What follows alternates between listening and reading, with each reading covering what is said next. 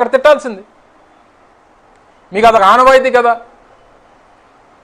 ఇటువంటి national stages మీద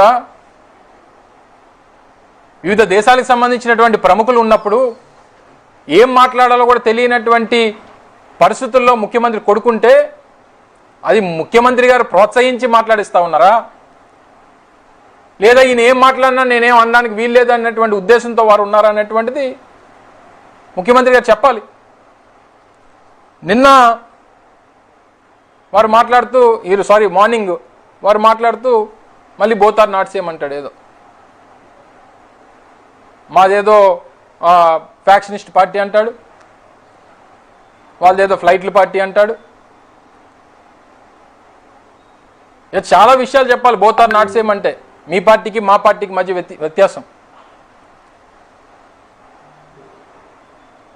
మాది జగన్మోహన్ రెడ్డి గారు, మాది వైఎస్ఆర్ ఆశయాల నుంచి పుట్టినటువంటి పార్టీ మాది. మరి మీది వైస్రాయ్ హోటల్లో పుట్టినటువంటి పార్టీ మీది. Both are not same. Lokesh garu, పేదవాడికి బడుగు బలహీన వర్గాలకి మంచి చేయాలనేటువంటి ఉద్దేశంతో పుట్టినటువంటి పార్టీ వైఎస్ఆర్ కాంగ్రెస్ పార్టీ.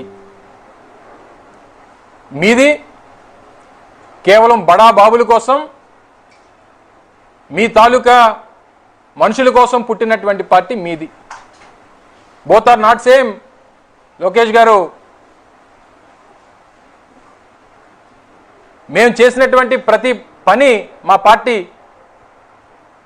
ప్రజలకి రియాలిటీలో కనిపిస్తూ ఉంది. కానీ మీది, మీ పార్టీ కేవలం పబ్లిసిటీ పార్టీ. మీ పార్టీ సిద్ధాంతం బారు బీరు మీ సిద్ధాంతం, విద్యా వైద్యం జగన్మోహన్ రెడ్డి గారి సిద్ధాంతం. Both are not same.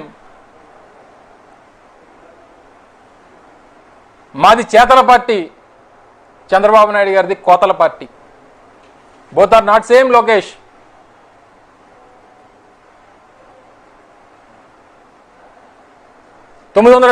కిలోమీటర్ల సముద్ర తీరంలో 3 పోర్ట్లు 10 ఫిషింగ్ హార్బర్లు కట్టినటువంటి చరిత్ర మాది.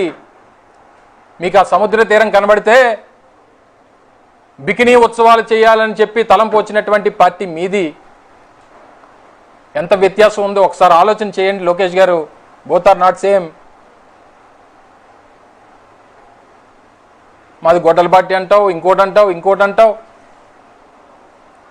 అంటే నీకు అది గూగుల్ అయినా, డిఫెన్స్ అయినా, సోలార్ అయినా, అంటే ఏం